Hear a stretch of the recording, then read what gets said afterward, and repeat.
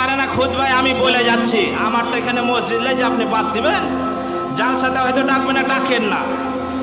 4000 টাকার মৌলবি আছে আপনার এলাকায়, 5 ওয়াক্তের নামাজ পড়ায়, 24 ঘন্টা ডিউটি করে, 4000 টাকা ওকে বেতন দেওয়া হয়। 4000 টাকা বেতন হলে কয় টাকা করে দিন হলো জি? 133, তাই তো? 133 টাকা 33 পয়সা ওর বেতন। 24 ঘন্টা ডিউটি। পৃথিবীর কোন ডিউটি আছে 24 ঘন্টা? দেখাতে পারবেন? পৃথিবীর কোন ডিউটি 8 ঘন্টা, 10 ঘন্টা, 12 ঘন্টা দিয়ে তুমি চলে যাও, বলেন হয় না? একটাই ডিউটি হয় শুধু মৌলভী সাহেবের মসজিদের, 24 ঘন্টা ডিউটি। আমিও করি, আমিও একটা মসজিদে থাকি। 24 ঘন্টায় একটা লোক ডিউটি করে, রাত 13টায় জানাজা হবে। কলকাতায় মরেছে আব্দুল সাত্তার, বলে 12টা 12:30 লাশ আসতে লাগবে, 1:30টার সময় জানা যাবে। মৌলভী সাহেবকে পাহারা দিয়ে বসে থাকতে হবে মসজিদে, যে লাশ আসে জানাজা পড়ে দেবে, হয় না? কার বেটি 2:30টার সময় পালিয়ে গেছে, হে মৌলভী সাহেব ডাক, বিয়ে পড়াইতে হবে, হয় না? ওর রাত 2:30টাও বিয়ে পড়াইতে হয় আমরা, হয় না জি? হয় না? কথা বলেন না, হয় না? তাহলে একটা মৌলভী 24 ঘন্টা ডিউটি করে যদি ওর 1133 টাকা 33 পয়সা বেতন হয়, ওর পিছনে নামাজ হবে কোন আলেম বলেছে আপনাকে?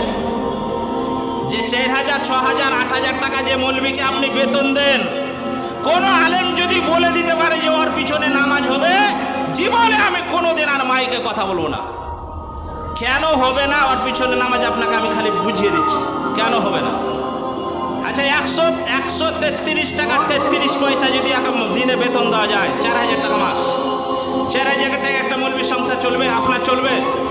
চলবে জি? কারো আছে হাত তোলেন তো যে আমার চলে 4000 টাকায়?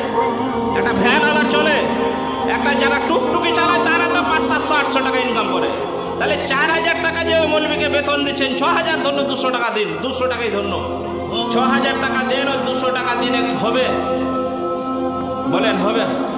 হবে না। তাহলে নামাজ কেন হবে না আমি ওইটা বুঝাচ্ছি আপনাকে। যখন এই 6000 টাকা আপনি বেতন দেবে, 15 দিনে 6000 টাকা শেষ, তাও হবে না। টাইনে টুইনে 6000 টাকায় চেপে ধরে। ওই যেগুলা পচা আলু লাস্টে বাজার 11:30টার সময় সবজি বাজার ঢুকতে হয় আমরাকে।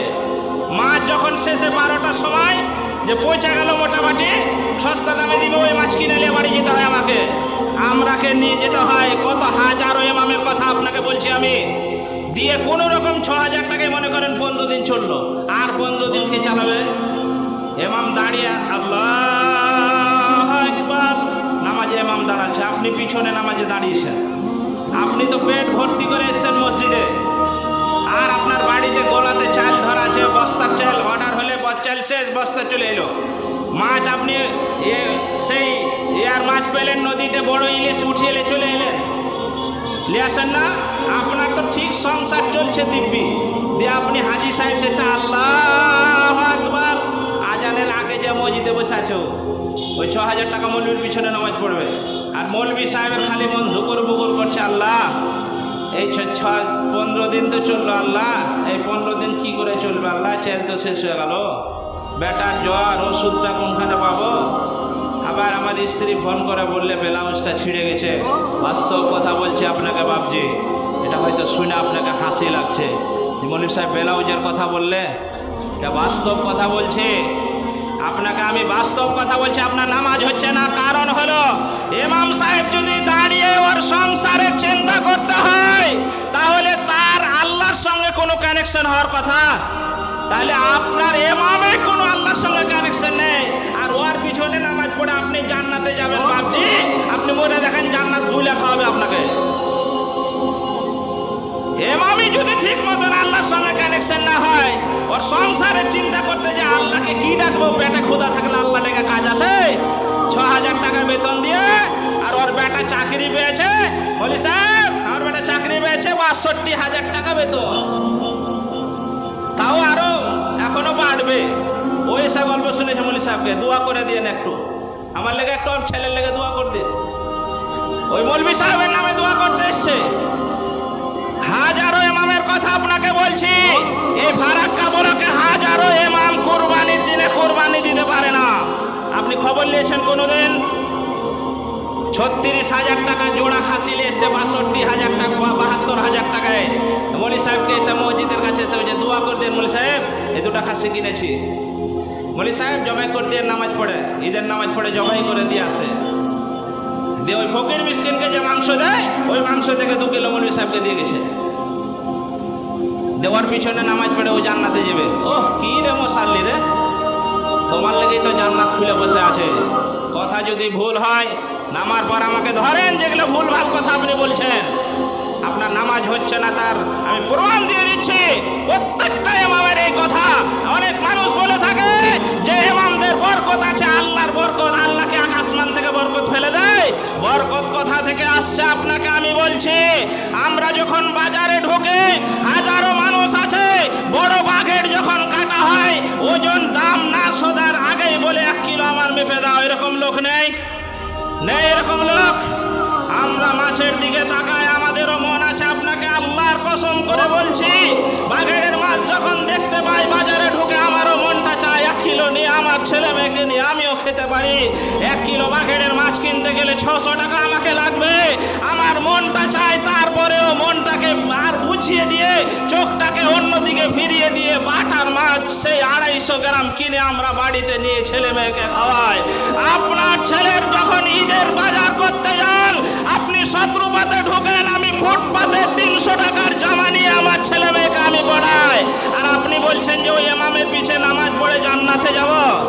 কোনোদিন কোনো মানুষ বলেছেন কোন ইমামকে যে ঈদের বাজারটা আপনি নেন 500 টাকা, আপনি ঈদের বাজার আপনার ছেলের স্ত্রীর আপনার জামা কাপড় কিনেন? বলেছেন কোনোদিন?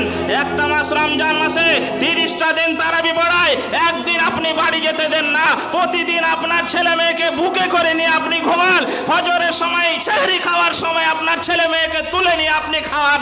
আর একটা ইমাম সাহেব মসজিদে ওই কাঠে এই কবরের সমান জায়গাতে মৌলবীকে রেখেছেন, ওই চোখের ওপরে একা একা 2টো ডাল ভাত হয়তো দিয়ে এসেছে। অনেক দিন মসজিদে আজান হয়ে যায়, ভাত আসেনি। তার প্রমাণ আপনি কত নেবেন বলেন? ভাত আসেনি, সেহরি যে খাবে আর ভাতই আসেনি। নেই এরকম? আপনার ইমামের কথা আমি বলছি।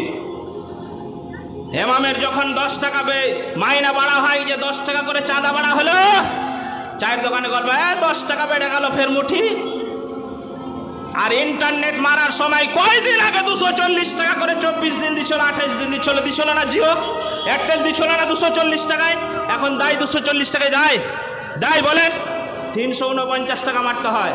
100 টাকা যে বাড়িয়ে দিলে এই জিও আম্বানি আর ব্যাটার যে বিয়েতে লক্ষ কোটি কোটি টাকা খরচ করলে আপনার টাকা নিয়ে 100 টাকা যে প্রতি মাসে আপনাকে বেশি করে রিচার্জ করতে হচ্ছে, আপনি বলেন কাকে আপনি এই অভিযোগ জানাচ্ছেন? না আমি রিচার্জ করব না, দিব্যি নেট মারছেন, রিচার্জ করছেন। আর যার পিছনে নামাজ পড়ে জান্নাতে যাবেন তাকে টিপে ধরে রেখেছেন, না বেতন বাড়া যাবে না, 6,000 অনেক টাকা দিচ্ছি, আসেন আপনি নামাজ পড়ান, আপনি রেখেছেন, আপনাকে ছেড়ে দিচ্ছি, আসেন আসেন আসেন আপনি বক্তব্য করেন, আসেন। আলেমদেরকে কিছু মানুষ আছে টাকা যদি তার মাথা খারাপ হয়ে যায়, আলেমেরা টাকা পেলে সিনেমা হল খুলবে না, আলেমদের কাছে টাকা আসলে তারা মদের বার খুলবে না, তারা হয়তো মাদ্রাসা মসজিদেই কাজে লাগাবে বাবজি। আর আপনি আলেমদেরকে টাকা দিতে চান না? বলেন আপনার বিবেককে আমি প্রশ্ন করে ছেড়ে দিচ্ছি কথা। আপনার নামাজ হচ্ছে কি? আপনি ভাববেন যে আপনি যে ইমাম রেখেছেন তার সংসার চলছে কি, এটা আপনার দায়িত্ব। যদি সংসার চলে আলহামদুলিল্লাহ, আর যদি এভাবে সংসার চালাতে হয় তাহলে আপনার নামাজ হচ্ছে না। এবারে আসুন, কথা যদি বলি কথা চলতেই থাকবে এরকম। কোন আলেম বলতে পারে না আজকে আমি আমার এলাকা ছেড়ে অন্য জায়গায় থাকি, বহরমপুর এলাকায় থাকি, কারণ হচ্ছে এলাকাতে বেতন দিচ্ছে না, 5,000 6,000 7,000। এই কয়দিন আগে একটা মৌলবীকে শুধু না আপনাদের এই আশপাশের 4,000 টাকা বেতন। ওকে আমি বললাম এই তোর মতন পাগল নেই পৃথিবীতে, তোর মতন পাগল নেবে, টুকটুকি চালাগা 500-600 টাকা ডেলি ইনকাম করতে পারবি, মানুষের গোলামি করার কোনো দরকার নেই। পারবে না জি? কিন্তু করছে। ওকে দিয়ে জানাজা পড়েছে, জানাজাটা পড়িয়ে দিই। আর মৌলবীর পিছনে সারা দিন খালি খোঁজে যায়, বলে সাহেব টাঙ্গিতে পানি নেই, বলে সাহেব ঝাড়ু কেন পড়েনি, মসজিদ খ্যাচ খ্যাচ করছে। আপনি ঝাড়ু দিতে পারেন না? আপনি ট্যাঙ্কিতে পানি তুলতে পারেন না? ওকে ট্যাঙ্কিতে পানি তোলার লেগে রেখেছেন। আর পিছনে নামাজ পড়ে জান্নাতে যাবে বলি জানাজাটা পড়িয়ে দিও। আমি তো বলেছি হাজারো জায়গা আমি বলে দিই, আমার মসজিদ আমি বলেছি কোন মানুষ যদি আমার পিছনে লাগেন এই খ্যাচি করেন তাহলে একটাই মার জানাজায় দাঁড়াবো আল্লাহু আকবার, একটা দোয়া পড়বো না, শুধু বলবো আল্লাহ তুই ফাটা বাটা, সারা জীবন আমাকে জ্বালালছে আল্লাহ, তুই একটা দোয়া পড়বো না, তুই যে কবরে যা মর, তুই যা। দোয়া পড়বে আপনি পড়বেন। সারা জীবন যদি আপনাকে কেউ জ্বালায় আর ওর জানাজা যদি আপনাকে পড়াইতে দেয়, আপনাকে দেয়, আপনি ওর নামে দোয়া পড়বেন? আমি আলেমদেরকে বলে দিই একটা দোয়া পড়বেন না, আর প্রথমে বলে দেবেন যে আস্তে আস্তে দোয়া হবে। জোরে তো দরকার নেই, আস্তেটাই উত্তম। জোরেও পড়া যায় কিন্তু আস্তেটা উত্তম, আস্তে আস্তে হবে। আল্লাহু আকবার বলে চুপ করে দাঁড়িয়ে থাকবেন আর মনে মনে পড়বেন আল্লাহ এ ফেরেশতাকে দিয়ে আকাশ মনের ডাল দিয়ে পিটাও, আল্লাহ এ যতদিন মসজিদে ছিল আমাকে জ্বালাচ্ছে, খবরদার জ্বালায়েন না। এ দোয়া পড়ে হাজারো মৌলবি পড়ে যায়, আপনি তো বুঝতে পারবেন না, আমি বললে আপনি বুঝতে পারবেন না। ওই জন্য বড় দোয়া নেবেন না, মৌলবির পিছে লাগিয়েন না। পারলে ওকে 100টা টাকা আপনি দিবেন, আপনার কমে যাবে। জি বেতন যা দিচ্ছেন 100টা টাকা আপনি দিতে পারবেন না? পারবেন। এই মসজিদ আপনারা করেছেন, নতুন মসজিদ 1 বছরের মধ্যে আলহামদুলিল্লাহ খুব ভালো মসজিদ করেছে। এখানে বেশি লোক নয় কিন্তু আশপাশ